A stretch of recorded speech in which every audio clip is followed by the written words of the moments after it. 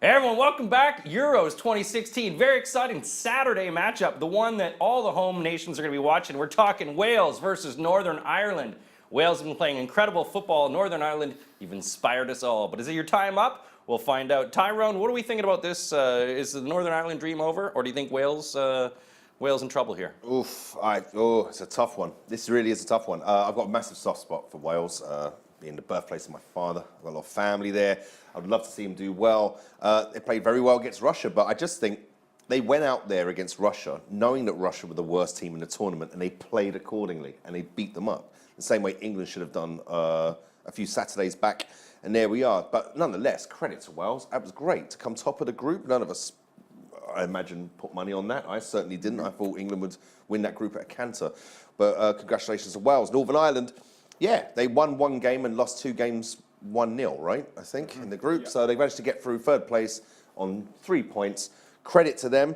If I was a Wales fan, and I kind of partially am, I'd be a bit nervous about this game because Northern Ireland are bloody organised, and they've been doing their homework. Their manager is like a horse whisperer. He's managed to get some great performances out of these guys who very few of us have heard of, up until that Will Griggs song. Anyway, who the bloody hell is he until that song? Has he had any game time? This is the thing. He could have the best song at the Euros, but not play a minute. That's incredible. Well, hopefully he'll get on, just so, because I imagine even the Welsh fans will join in singing that song. It'd be brilliant.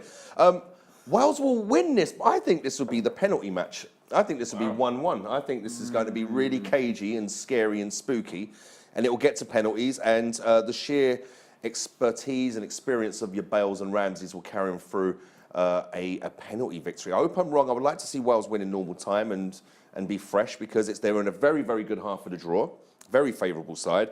But I think it'll be a bit squeaky bum this, and I think it'll go penalties, Wales to win. All right, Jamie, first time 2 home nations have faced each other in the knockout. This is the real Brexit. Who do you like? I think this is a weird game for Wales, because I don't think they really face teams that just sit back and defend that often.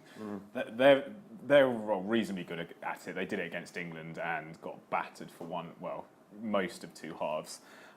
But yeah, they don't really. I mean, I remember back to the beginning of qualifying. I think it was they played Andorra, and they really struggled in that game. I know the pitch was bad, but that was a team that sat back and just said, right, come out as play, and they only won 2-1, and that's Andorra. Northern Ireland are basically the West Brom of the international arena. They are so organised, and they haven't got, as we said, they haven't got any household names. That Chris Brunt was probably their household name, and he's injured, and he's a captain as well. I just can't see them scoring. Yes, the set pieces are very good, but against Germany they got absolutely battered for the entire game. Yes. Against Poland, I think they had one chance maybe when that ball through from Norwood, and Davis should have done a little bit better. But you're looking at a team that's basically had one chance out of 2 games against 2 good teams. Ukraine, I don't think Russia are the worst team in the tournament. I think it was Ukraine. I think they were worse. So you're looking at that. I think Wales will find it hard to break them down, but they'll eventually get a goal. They've got 2 of the best players in the tournament at the moment in Ramsey and Bale from fantasy points wise. And I think they'll just have too much. Bale is one of the best players in the world. Northern Ireland haven't got anything that can match that. Gareth McCauley's not going to be able to do anything against that. And I think McGovern's had his one game where he has all the saves, and then everyone's going to pick him, and he's going to let in a goal. So 1-0. 1-0. All right, Edo, round it on home. Who do you like?